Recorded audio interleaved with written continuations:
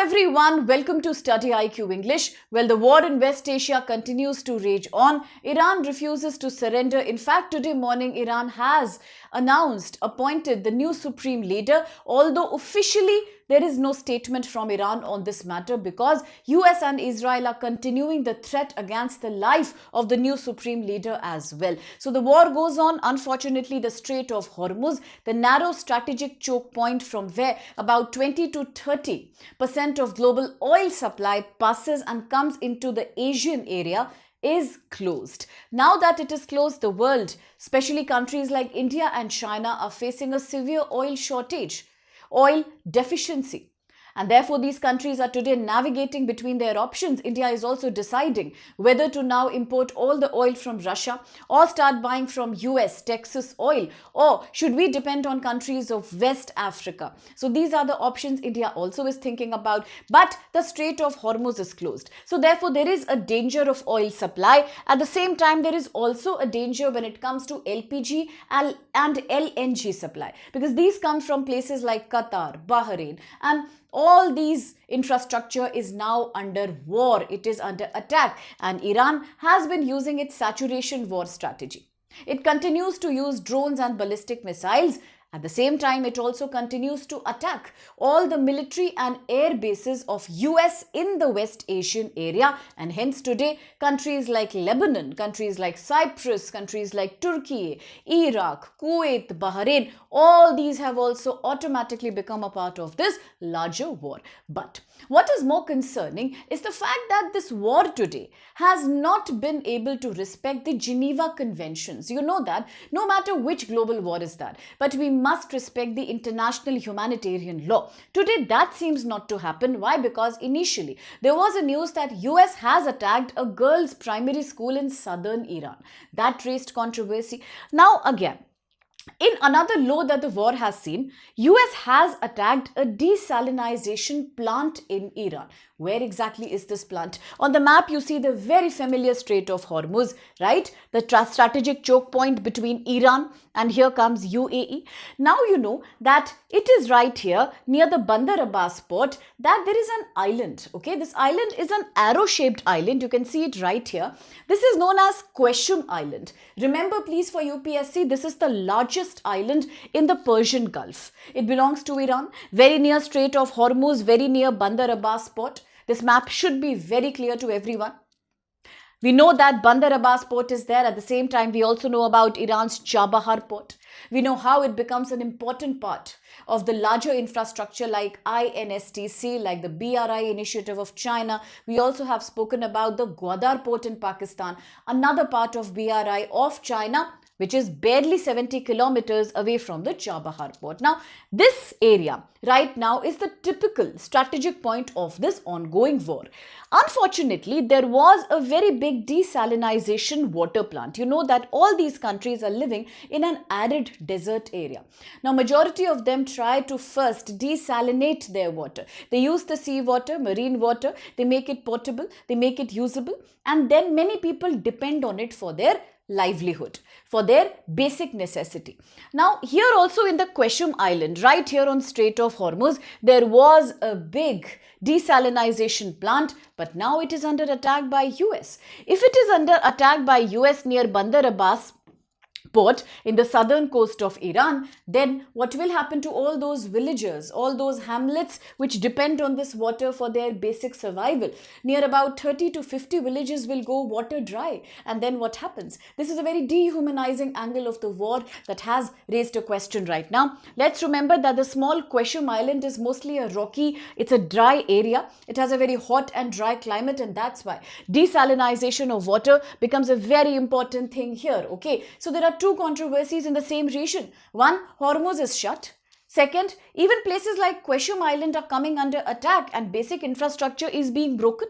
Now, talking about the Qeshm Island, we understand that Strait of Hormuz itself is a global strategic choke point, but Iran is saying that US has attacked the desalination plant on Qeshm Island. Now this attack has therefore cut down drinking water supply to about 30 villages and number of people who live in these villages. Already they are suffering from war and displacement, and now no more fresh water to consume. And in response, what did Iran do? Well, the IRGC, that's the Iran's Islamic Revolutionary Guard Corps, has been launching therefore retaliatory missile strikes on US naval bases. Okay, and one of these naval bases was in Bahrain, that is the US 5th Fleet Naval Base. So you see, that's why the war is assuming a more big proportion. Initially, it was just a bilateral affair. It was a negotiation between Iran, US, of course, Israel, a key ally of US, has been a part of the war right since last year.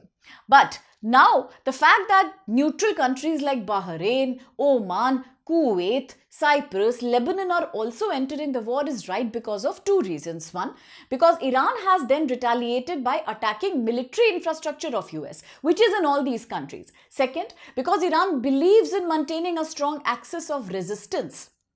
Now, why was Lebanon a part of the war when it was initially not? Why? Because southern Lebanon, Hezbollah hotspot, that became involved in the war because Hezbollah retaliated.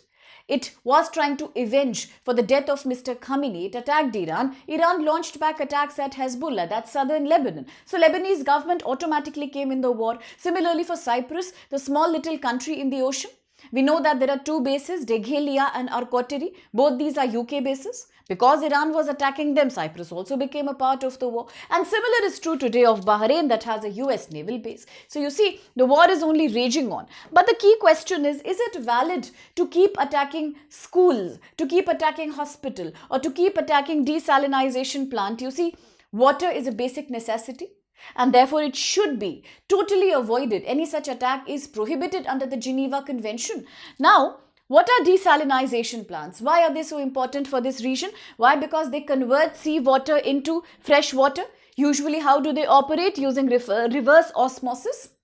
Yes, that's how they work. A very common word you must have heard, RO. That's a source of drinking water in most of the urbanized regions in the world, including India. So that's how it works.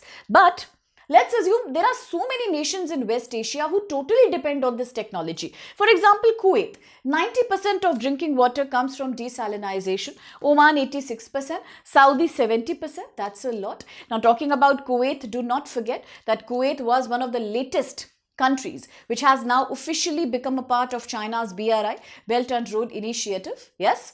Now, talking about Oman, do not forget words like Dilmun Makan from Indus Valley Civilization, INS Kondinya, which had visited Oman. Do not forget about the Dukum port that we often read in the news, that's in Oman.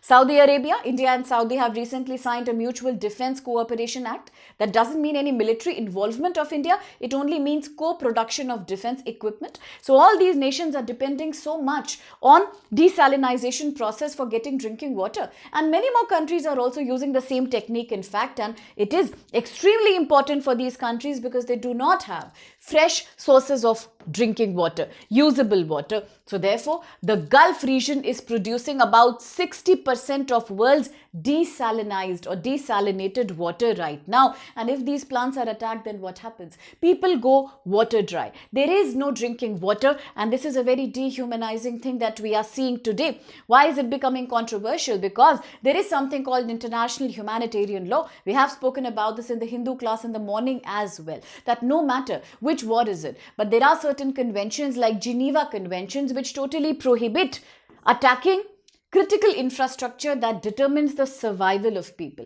We should not attack civilians. We should not target systems like water supply, food supply, schools and hospitals in case of any war. Now, looking at Geneva Convention, now, this is an international protocol that was adopted back in 1949. Why? Because nobody wanted any kind of dehumanization that happens during after the World War II experience, and therefore certain protocols under Geneva Convention is to protect people who are not a part of the war, to protect the civilians like prisoners of war, wounded soldiers, medical professionals, civilians in general, because they must be protected. They are not directly involved in the war. But today what we are witnessing, whether it's the US attack in southern Iran in the girls' primary school, whether it was the retaliatory attack by Iran on Dubai, near the airport, near the Kuwaiti airport, or today we are seeing US attack on the desalination plant in the Qeshm island, these have raised a question about the ugly face of warfare.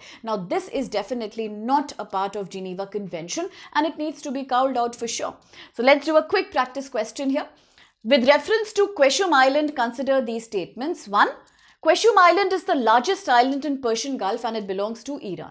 Second, it lies near the Strait of Hormuz and is separated from mainland Iran by the Clarence Strait. Interesting. And 3, the island is located in Arabian Sea and is administered by Oman. I think all you need is a clarity of map to answer questions like these. And as you answer, and if you want more information about all these topics, then you must use this QR code, scan it and become a part of our Telegram channel. At the same time, do remember here at StudyIQ, we have just started 2027 and 2028 UPSC batches. Now, those who are looking for a complete 360-degree guidance for GS, answer writing, essay writing, current affairs and many more topics can use code SPLIVE and join these courses today. Although the price is already very humble right now, but using code SPLIVE, more discount is possible for 27 also, for 2028 UPSC batch also. So no matter English, Hindi or bilingual medium, flexible batch timings are there for you. So join today and ensure your success only with us at StudyIQ.